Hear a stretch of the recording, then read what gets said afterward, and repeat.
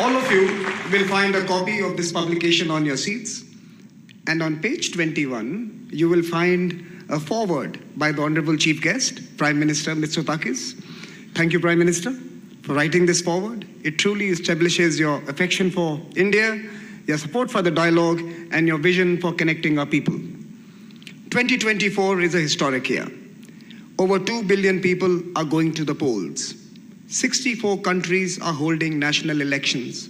Half of humanity will decide its future. This year will go down as the single biggest election year in human history. Elections represent hope, optimism, and quest for a better future.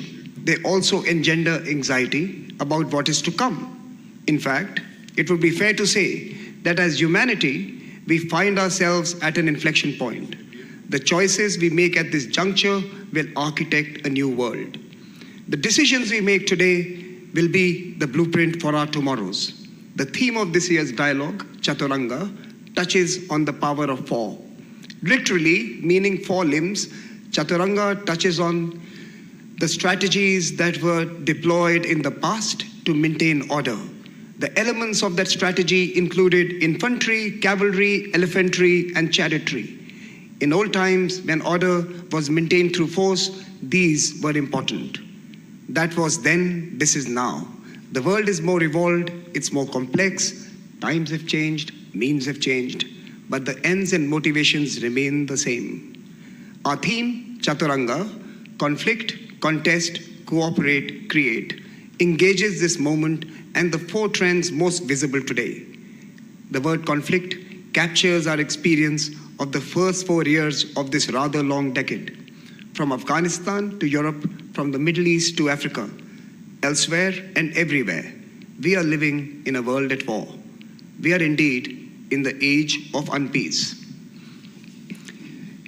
Contests also shape our world today. Pax Americana, that never came to be, and Pax Sinica, that never will be, continue to create tensions that need not be in the midst. And yet, despite these polarized times and divided moments, we believe cooperation is possible. The cooperation we witnessed in New Delhi demonstrated this. India's G20 presidency was ambitious and it carved a consensus that changed the ethic and ethos of G20. From a banker's G20, it became a people's G20. From the financial center, it became the development center. Thank you, Prime Minister Modi, for your leadership and stewardship, for providing the world with a template for building consensus, even as we build ambitions. And finally, I want to touch on the word creation. Creation abounds in new geographies, such as the one you are today present in. From digital public infrastructure to smart mobile-based financial systems, we are experiencing innovation that serves the next 7 billion people. In fact, innovations of the next 7 billion people are now reaching the others as well. Conflict, contest, cooperate, and create. These are four trends of our times. How do we navigate these as individuals, as communities, as countries, and as a collective? Being slightly poetic, let me just add, the old order has withered away. The new order is still in its infancy, but there is no better moment than now. We must realize that we are not being acted upon. We are the actors. Our stories are not being written for us. We are the authors. The time to despair is behind us, and this year we pose that vital question to all of us. What is the strategy of our times? What is the Chaturanga for this moment? This is the goal of this year's dialogue, to write a truly forward-looking script to ensure that the stories of tomorrow are not scripted by any single pen. And at this dialogue, we don't seek conformity, we confront reality. Be kind, be real, be purposeful. And once again, thank you so much for being here. With this, let me now invite the chairman of the Observer Research Foundation, Mr. Sanjay Joshi, to reflect on the theme and introduce our very special inaugural speaker this evening, Mr. Sanjay Joshi.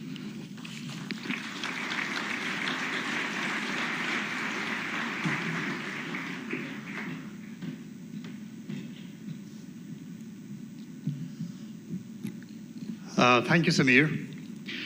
A very good evening to our distinguished guests, Honorable Prime Minister of India, Shri Narendra Modi ji, our guest of honor, Excellency Kyriakos Mitsotakis, Prime Minister of Greece, Honorable External Affairs Minister Shri Jaishankar, our partners from the Ministry of External Affairs, ministers, admirals, generals, and eminent guests from across the world. Speakers and delegates, the first quarter of the 21st century will probably go down in history as an interregnum, a period caught in the crosshairs of a transition, a time of questioning, of upheaval and discord. And in this churn, we find ourselves in a divided world, a world cleft in two hemispheres, each scared and haunted by the shadow of the other. Many today actually despair over the return of another dark age. The parallels are many. First, the Black Death came calling in 2020. The prosperous fenced themselves in. Now we see wars proliferate across the face of the globe, break out into conflicts, constrained by no rules or conventions. Nations struggle to guard borders, while others flee to escape the horrors of conflict. New instruments of war that cut off access to finance, food, energy, information are deployed at scale. Yet, these are not the dark ages.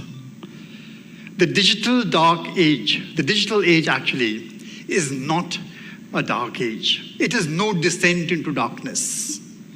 If anything, it is a case of being blinded by too much light, being rendered sightless in the hypnotic glare of our sleepless screens day and night. Hypersaturated and hyperstimulated, our ability to discriminate between is completely confounded. We can't tell between what is true and what is fake. Disinformation today spreads faster, deeper, and far wider than the truth can run. And every tweet chips away the foundations of trust. And as a majority of the world's population approaches elections this year, a fear looms. Can democracies endure attacks from ideological opponents on the one hand, and algorithms designed to deceive on the other? And so the dilemma of our times, how do democracies surmount the temptation to copy the other? How do they prevent fear from transforming them to become the very enemy they seek to defeat? Because if they were to lose the sense of what is to be democracy, who would have won and who would have lost? So this was how Chaturanga came and became the central idea for Raisina 2024. That board game of war, of moves and counter moves spreading across all domains. One version about the origin of Chaturanga claims that the game was devised by Queen Mandodari, the consort wife of the demon king Ravana. Now this pious and God-fearing woman hoped that this game would distract her war-mongering lord away from real conflict by immersing him in a virtual board game. Today, actually, as the virtual acquires ever greater power over the real, the situation is actually inverted. It is time to wonder, which is the real war? Is it the one where innocent lives are lost as collateral damage to algorithms run on not so intelligent machines? Or is it the one curated for our screens to sway us, to numb us, and to make our minds the products of conflict. But in the midst of all this, let me tell you, Chaturanga has another meaning. It stands for a genre of music. A musical composition, which is a 360-degree melodious performance in 4 parts, spun out spontaneously in real time by a group of artists responding to each other. Responding to make their notes, their words, their meaning, and their rhythm meld into one harmonious whole. That is Chaturanga. So too, in the spirit of that music, in another corner of the world, 2023, the year also emerged as the year for forging a consensus within the global South, as well as across the North and the South.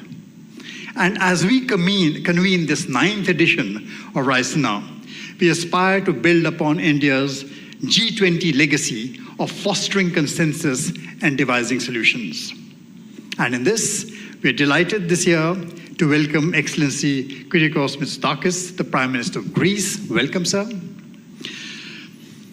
You have spearheaded Greece's recovery momentum through effective policy reform aimed at modernizing the economy, enhancing social cohesion, and transitioning to a greener and more digital future.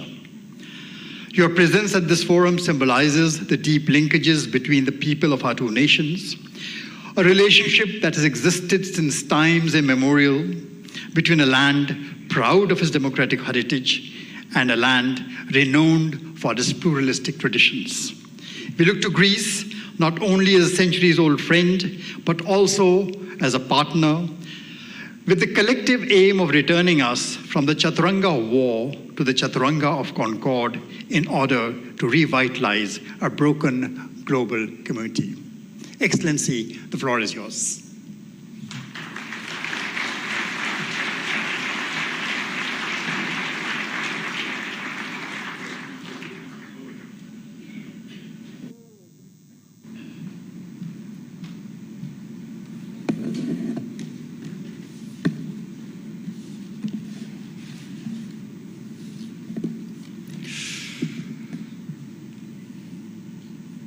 Prime Minister Modi, the Minister of External Affairs, dear Chairman of the Observer Research Foundation, Excellencies, distinguished guests, ladies and gentlemen, thank you first of all for this very warm welcome. And it is an honor and a privilege to be here today with you at this 9th edition of the Raisina Dialogue. And if I may be allowed to say, you have transformed this event from a regional into a global public square for dialogue and exchange of ideas. Congratulations. And let me start by saying that today is a moment to both reflect upon and celebrate the strength of the partnership between our 2 great nations, between India and Greece. A partnership bound by economic, cultural, philosophical ties stretching back millennia. A partnership between 2 allies, 2 countries that share similar values. A partnership that today binds us closer than ever before. But above else, a partnership between the world's oldest democracy and the world's largest democracy. And it is to democracy that I turn first. Ladies and gentlemen, as was pointed out in the introduction by the chairman, 2024 is a year of striking geopolitical importance. Not least because this year, half of the world's population will go to the polls in as many as 64 countries, and of course, the European Union, to choose the democratic representatives who will shape the destinies of their people, but also the future of the world for the foreseeable future. And the sheer scale of this global exercise in democratic self-governance is incredible. It's also a testament to the lasting power of democracy. And elections here in India, as I had an opportunity to discuss with Prime Minister Modi, this vast, thriving, giant nation of 1.4 billion people, elections here in India convincingly challenge any flawed notion that significant scale is a barrier to democracy. You are an example to the world, an example which should be celebrated, a demonstration of how democracy can deliver stronger economic growth. This has been your record for a decade now. How strong economic growth can deliver prosperity, and how, of course, the delivery of prosperity can also strengthen social cohesion. Now, of course, not all democracies are the same, nor do they face the same challenges, but they do share the same ideals and the same fundamental guiding principles. The most important being the right of people to determine their own future through fair and free elections. And of course, democracies have more than that in common. They're all, in a sense, imperfect. There is no such thing as a perfect democracy. They're all constant works in progress.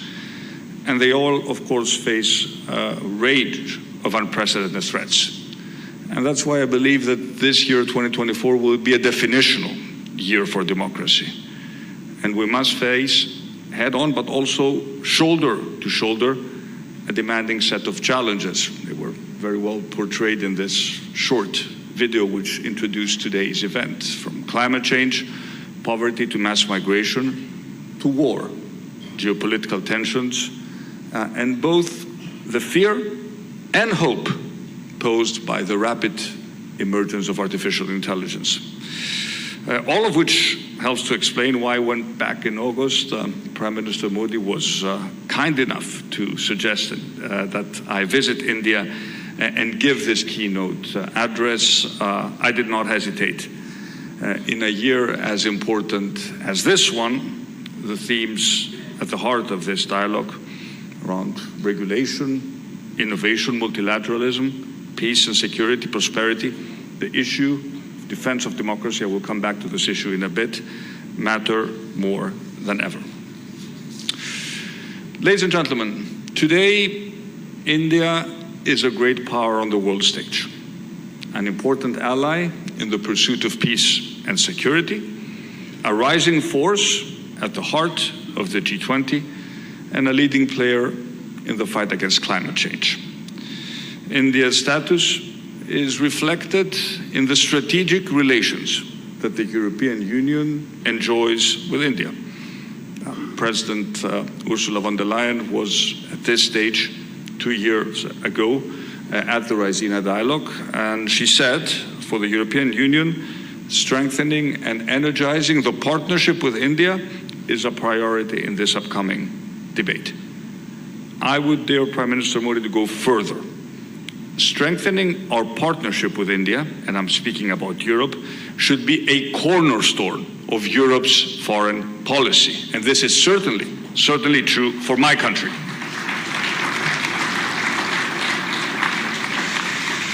We have made good progress over the past years towards achieving that goal, but we have much further to go.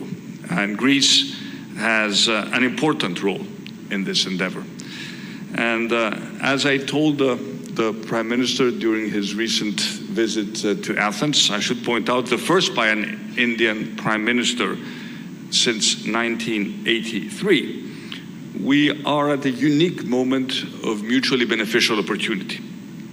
One in which Greece, given its geographic, cultural, and strategic proximity, can act as an interlocutor between India and Europe, and I would dare to go even wider lens, between the global north and the global south, and indeed between the east and the west. Since ancient times, Greece's position at a physical and cultural crossroads means that it has always been a corridor for exchange in goods, in knowledge, and in wisdom. Today, Greece has excellent relations with all countries in the Middle East, the Gulf countries, and is uniquely placed as a connector between the Mediterranean Sea and the Indo-Pacific. It presents so much opportunity for both our countries. We are already a well-established logistics center, an international gateway, but we want to increase connectivity and promote trade still further. Piraeus is one of the busiest ports in Europe. More of our ports are in the process of being privatized. Greek ship owners, something which is absolutely critical also for India, control the largest merchant marine fleet in the world. And beyond the flow of goods, we are pursuing new corridors for data and energy. And the emergence of groundbreaking projects like IMEC, the India, Middle East, Europe corridor, hold great promise to supercharge connectivity between India, the growth economies of the Middle East, and Europe. One has just to look at the map to realize that Greece is sitting right in the center of this new corridor. And to our friends in India, I say, we are your natural doorstep to Europe and beyond. And the war in Gaza and the turmoil in the Middle East is undoubtedly destabilizing. But it does not undermine the profound, the powerful logic behind IMEC, nor should it weaken our resolve to work tirelessly towards materializing it. Instead, I would argue it gives us even more reasons to promote peace, given that IMEC at its heart is also a peace project, which can bring about stability and prosperity for all participating countries. Countries which are at war don't trade with each other. The Indo-Pacific region is a major focus for the European Union's global policy. And earlier this month in Brussels, at the third EU Indo-Pacific Ministerial Forum, we took a series of measures aimed at intensifying the partnership between the European Union and the countries of the Indo-Pacific. Our two regions are increasingly connected because we face the same challenges, but we also share the same interests, promoting peace, prosperity, stability, and of course climate and environmental resilience. Dear Prime Minister, dear friends, recognizing the strategic importance of the role India plays in this evolving new order is fundamental. And the relationship between India and Greece, as we had an opportunity to reconfirm in our very fruitful bilateral discussions today, is one based on respect, on friendship, on values, but also on the mutual will to see our people progress and prosper. And while obviously not all challenges are the same, the way we meet these challenges often is. The scale may be vastly different, but I see a lot of similarities in the way our two countries have implemented an ambitious reform agenda. Both India and Greece have pursued sustainable growth and prosperity through innovation and bold changes. We have both encouraged and embraced the digital revolution. We have leveraged, you have done this here in India, at an unprecedented scale, leveraging technology to transform the delivery of public services for the benefit of all citizens. And we have both demonstrated that the power of innovative and bold reforms that bring growth, spread opportunity, deliver prosperity, and create the higher-paying jobs of the future, this is the path to go.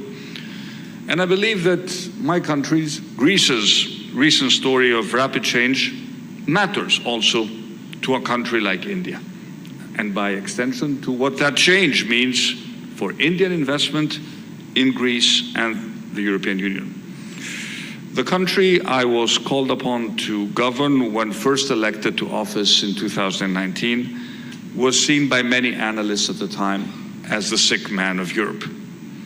Between 2015 and 2019, populism had promised much, delivered nothing, and left Greece teetering on the edge. And effective policy making has changed that, and it has transformed Greece's prospects. First, growth-oriented policies, but always underpinned by fiscal responsibility. Second, a robust approach to migration and security, supported by an assertive foreign policy and the shaping of new regional partnerships, like the one between Greece and India. And third, investing in health, in education, and using any fiscal headroom generated by a growing economy to tackle social inequality. And by cutting taxes, supporting entrepreneurs, spurring investments through market reforms, much like India has done, Greece has seen over the past years one of the highest growth rates in the Eurozone. And we have witnessed the fastest reduction of debt to GDP ratio of any European country. Credit rating agencies have returned Greek debt to investment grade, and The Economist voted us Country of the Year for 2023. All of which has led to falling unemployment, higher wages, record foreign investment, and a rapid shift towards the green and digital economies of the future, and of course a new, more assertive Greece at the heart of Europe. And today, I am proud to be able to talk to you about a very different Greece to the country that many had written off as unreformable a few years ago. And the confident Greece of today not only wants to be an integral part of region-to-region partnerships, but also knows it can be the new gateway to Europe for India's businesses, its entrepreneurs, its wealth creators. This is why 6 months ago we elevated our strategic ties through the India-Greece Strategic Partnership. India is the world's fastest big economy. Greece has over the past years enjoyed some of the fastest growth rates of any European country. Mutual investment is a major goal of our bilateral relations. And I'm pleased to say that we already have a number of significant Greek investments here in India in many sectors, including food processing, led by one of our leading companies, Chipita, and infrastructure, maritime and air transport, logistics. One of our leading banks, Eurobank, is establishing its first office in India. But India is already investing heavily in Greece's infrastructure, including the construction of the new airport by GMR on my home island of Crete. Indian-owned Swiss Group has invested in a number of Greek agro-food businesses, and Accord, a European subsidiary of Intas Pharmaceuticals, has recently invested in a factory close to Athens. The volume of our bilateral trade is on an upward trend, but we have agreed with Prime Minister Modi that we need to do much more, and we need to set a target to double it by 2030. It has great potential for future growth. In tourism, we have only scrapped the surface of what we can do together as a new emerging Indian middle class will start to travel and discover the world. What better natural destination than Greece, given the cultural affinities between our two people? So I do believe that we can do much more, which is why the business delegation, the business leaders who have accompanied me to Greece, include nearly 100 leaders of some of Greece's biggest companies, but also for some of its most dynamic and fastest growing small and medium-sized enterprises. And from Delhi, I will be traveling tomorrow to Mumbai, and my delegation will continue to Bangalore with a simple message. Greece is growing like never before, and to Indian businesses, we say, please join us on that journey. Ladies and gentlemen, I touched a little earlier on the growing importance of the role of India on the international stage. It is the leading democracy in the global south.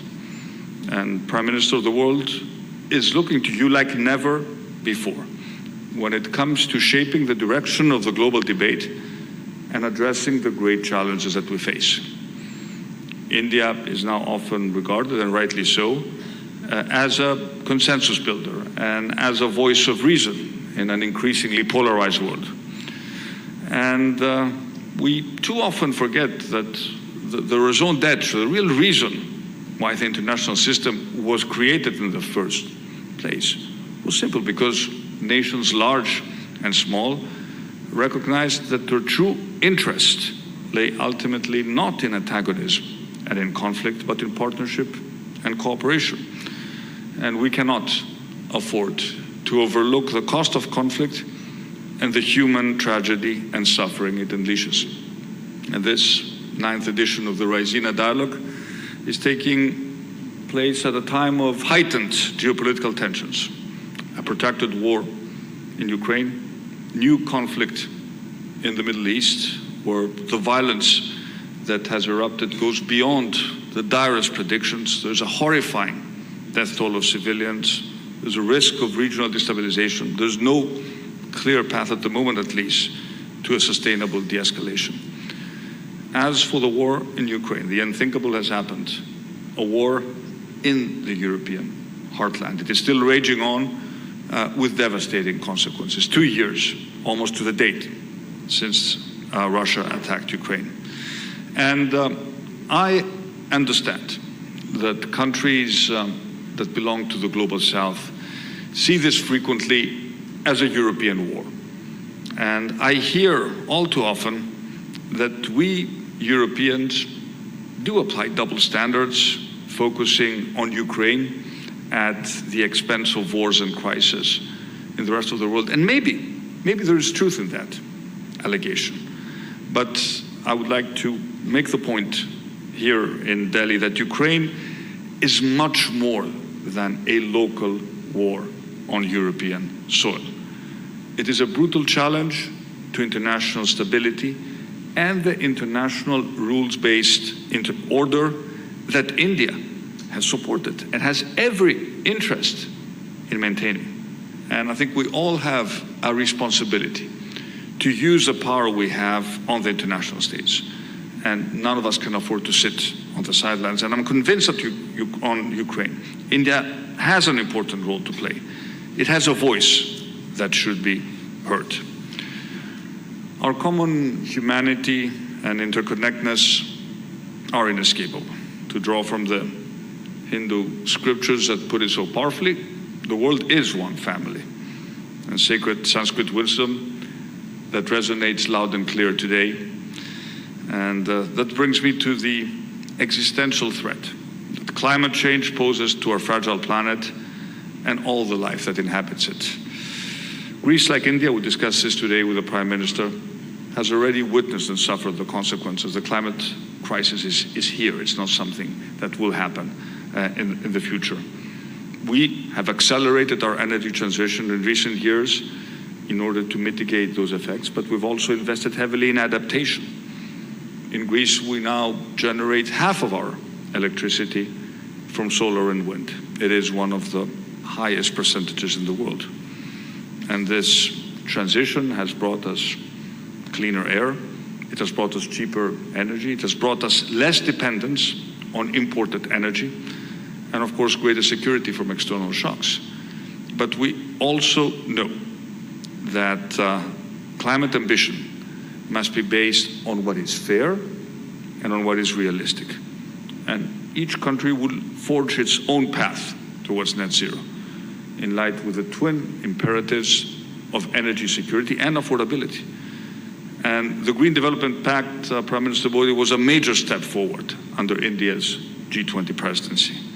And it was an important bridge between the global south and the north, providing pathways for nations in this critical journey towards achieving energy, climate, environmental, and disaster resilience-related objectives. And at COP28, we demonstrated that it is possible, at the global scale to come to some agreement and to make progress. At the same time, it is evident that we do need to do much more and put our pledges into practice with the utmost energy. Ladies and gentlemen, India and Greece, Greece and India have something else in common. We see democracy not as an inconvenient barrier to delivering against contemporary challenges, but as our greatest hope of ensuring that we do. And democracy, as was established 2,500 years ago in ancient Athens, is rooted in the conviction that society functions best when all its citizens are equal and have the right to share in the running of the state. But, as was pointed out in the introduction, we should have no illusions. Democracy is vulnerable, and it is facing profound threats. And those who detest our democratic values have one big advantage. They are not bound by those values. And we must be alert to the emerging challenges and adaptable enough to address them with real solutions. We must, if necessary, own up to our own mistakes, but above all, we must listen to each other with mutual respect, without preaching or exhibiting any sense of moral superiority. But no matter how disparate beliefs and ideologies are in any given society, we need to be able to rely on some basic truths and agree on the facts that at the end of the day shape any democratic discourse. And we know that democracy can work best only if all our citizens have the information they need to make informed decisions at the ballot box. And our technological advances, profound as they may be, AI, social media, the internet itself, need to be tools to facilitate the propagation of information. They must not be weapons against reality. And it is now undeniable that artificial intelligence presents a powerful tool for deceptive use at the hands of malicious actors who wish to disrupt democratic elections. And no democratic nation, large or small, is immune to this threat. Government regulation is frequently necessary. I'm very glad that the European Union has already agreed on what we call the Artificial Intelligence Act, the first ever legal framework regulating artificial intelligence. But also the technology sectors, as the producers of AI, need to exercise the utmost responsibility, and this is true for all global technology companies. And it is good that we're starting to work on this. I was able to witness it firsthand at the Munich Security Conference last week. There are some of the leading companies of the sector signed an accord to combat deceptive use of artificial intelligence in the 2024 elections. And all these are good steps, but it is clear that it is just the beginning. In the coming years, we will need to do more in order to protect democracy from the many threats that will be launched against it, perhaps already in this very crucial election year. And today, democracy, and that is why this gathering is so important, is about essentially outsmarting those who seek to bend and misshape the rule of democratic discourse in their favor. And India and Greece have vital roles to play in achieving that goal, whether at the United Nations, where Greece is seeking a rotating seat on the Security Council next year, at the G20, which was so expertly chaired by India last year, or through the European Union. And by the way, Greece is supporting the reform of the Security Council of the United Nations in order for leading countries such as India to be represented at the highest table and in order for their voice to be heard. But, and here I'm referring to all the policymakers who participate at this year's dialogue, we need your help. Because at the end of the day, effective policy making relies on creative thinking, and it flourishes in international fora. such as the one I have the privilege of addressing today.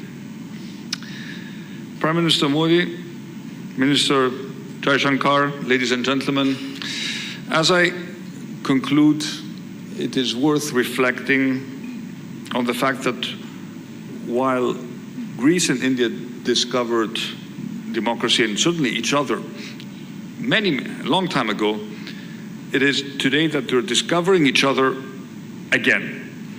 And the success of this cooperation is based on a very simple premise. We both believe in the virtues of discussion and debate. After all, ancient civilizations encouraged this debate and this cross-fertilization of ideas. And there's a lot. We talk a lot about artificial intelligence, but there's also a lot to be learned by the ancestral intelligence which is hidden in our ancient civilizations. And we recognize that without such debate, the search for truth is meaningless. This world is increasingly divided. It's divided between the West and the East, between the South and the North. And Greece and India stand essentially at the intersection of these divisions. These divisions can be managed, they can even be tempered by open discussions, which is why the world needs, and you called it a public square. I will call it an agora. Agora, the ancient word, not just a marketplace, but a new meeting place where ideas can be tested against each other. And the Raisina dialogue is indeed providing us with this new agora. A divided world needs more tangible and physical connections as well. And the integration of our two seas, the Indo-Pacific on the one hand, the Mediterranean Sea on the other, will benefit not just India and Greece, but our neighbors too. Our two people have much to learn from each other, and they also have much to give to the world. And if we are to do so with effect, we must begin today with a commitment to public discourse, open discussions, tolerance, acceptance of the opposite view, and of course, the preservation of the democratic idea. Thank you very much for listening.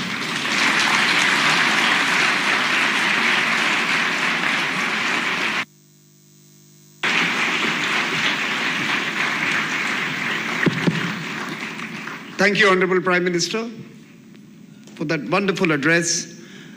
I take back at least two words with me: ancestral intelligence. I think that's something we should all be focusing on. I think there's a merit to that.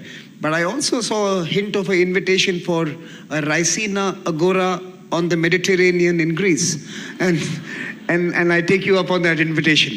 But let me now invite the Honorable Foreign Minister of India, Dr. S. Jaishankar, to propose a vote of thanks.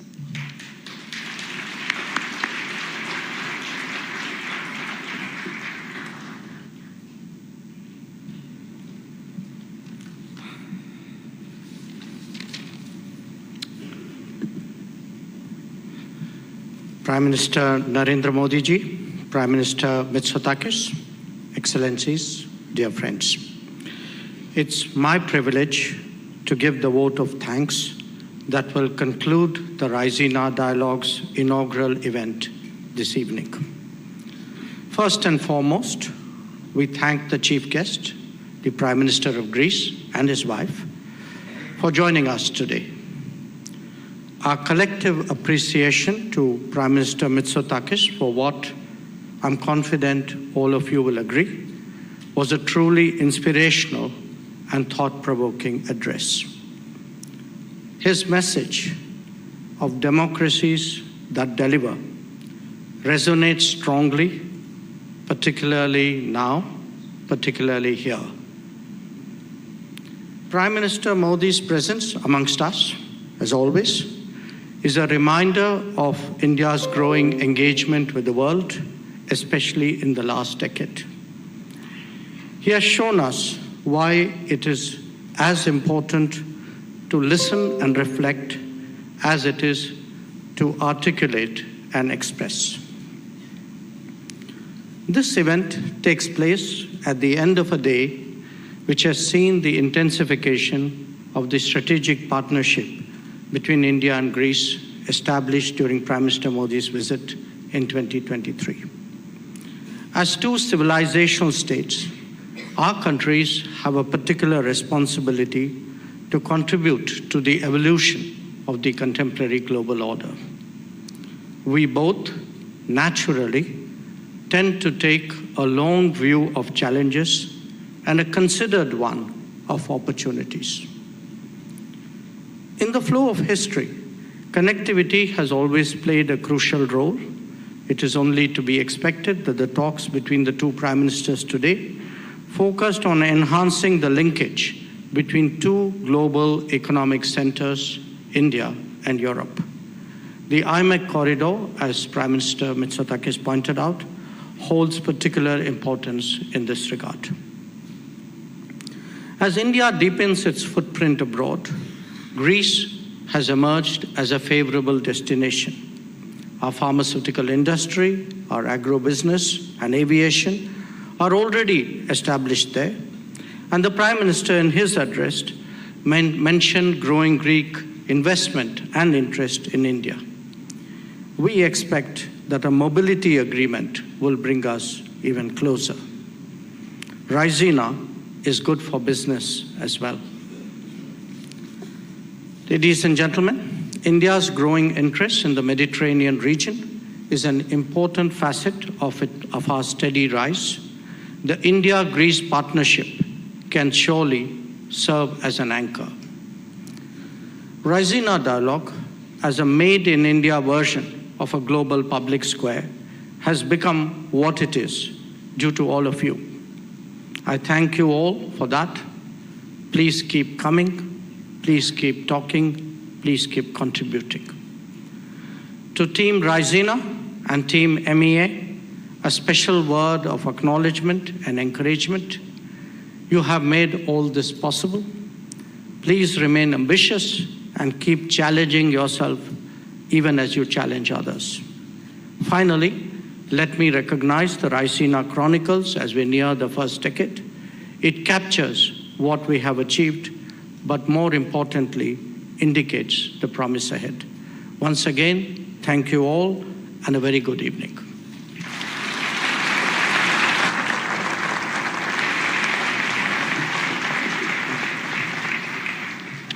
Thank you, Dr. Jaishankar. May I request you all to remain seated as the VIPs exit the room. My colleague Shubh will take this mic and will guide you through the next steps post the exit of the VIPs. But I request you all to remain seated.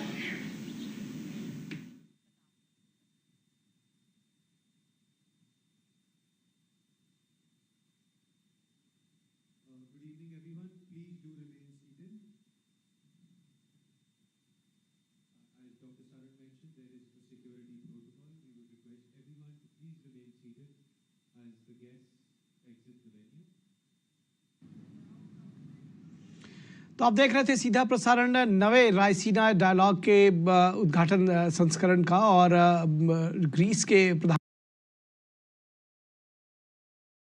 दुनिया भर के विद्वानों ने बताया है गरीबी से निकलने का यही 3 रास्ता है, पढ़ाई, जमीन और रोजगार। जब तक ये 3 चीज नहीं